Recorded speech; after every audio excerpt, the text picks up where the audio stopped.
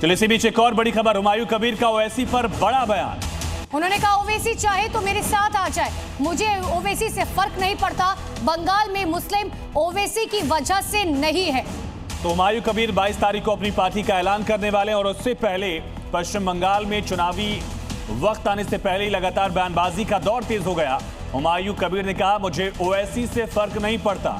हालांकि इससे पहले आपको याद होगा हुमायूं कबीर ने कहा था कि मेरी ओवैसी से बातचीत हो गई है, आने वाले समय में ऐसा हो सकता है कि हम दोनों साथ मिलकर चुनाव लड़े। लेकिन अब उन्होंने साफ तौर पर कहा है कि ओवैसी से मुझे कोई फर्क नहीं पड़ता। तो बाबरी शिलान्यास के बाद हुमायूं कबीर लगातार किसी न किसी बहाने ओवैसी का जिक्र कर रहे हैं। इस बार हुमायूं कबीर ने ओवैसी के बयान को लेकर दो पहलू उनके बयान में दिखा दरअसल। देखिए, एक तरफ तो वो ये ऑफर दे रहे हैं कि ओवैसी की पार्टी चाहे तो मेरे साथ आ सकती है, और दूसरी तरफ वो हमला भी कर रहे हैं कि बंगाल में मुसलमान ओवैसी की वजह से नहीं है। कहा हमें ओवैसी से कोई फर्क नहीं पड़ता। एक तरफ ऑफर और दूसरी तरफ निशाना भी। हुमायूं कबीर ने ओवैसी को लेकर ये बड़ा बयान दिया है।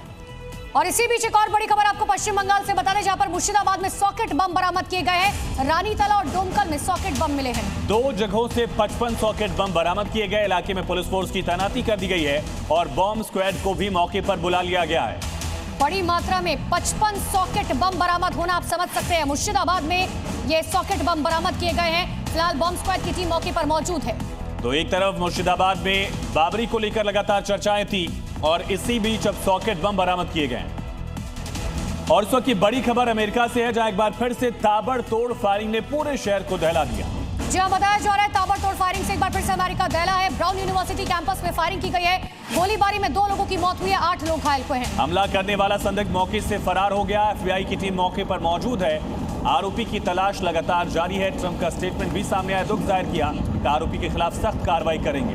अमेरिका के में गन कल्चर को लेकर काफी समय से इस पर चर्चा होती रही है। कई लोग इसके खिलाफ है, लेकिन इन सब के बीच में आपको बता दें, अमेरिका की यूनिवर्सिटी में एक बार फिर से बवाल हुआ है, फायरिंग की गई है और साथ ही 2 लोगों की मौत की जानकारी, 8 लोग घायल। अमेरिका के एजुकेशन इंस्टीट्यूट्स में कोई पहला मामला नहीं। इससे पहले भी स्कूल से यूनिवर्सिटीज कॉलेजेस में इस तरह के फायरिंग के मामले सामने आए थे। एक बार फिर से ब्राउन यूनिवर्सिटी में फायरिंग का एक केस सामने आया। 2 लोगों की मौत, 8 लोग घायल और सबसे बड़ा पहलू ये कि हमलावर फरार हो गया है। 2 तस्वीरें देख लीजिए।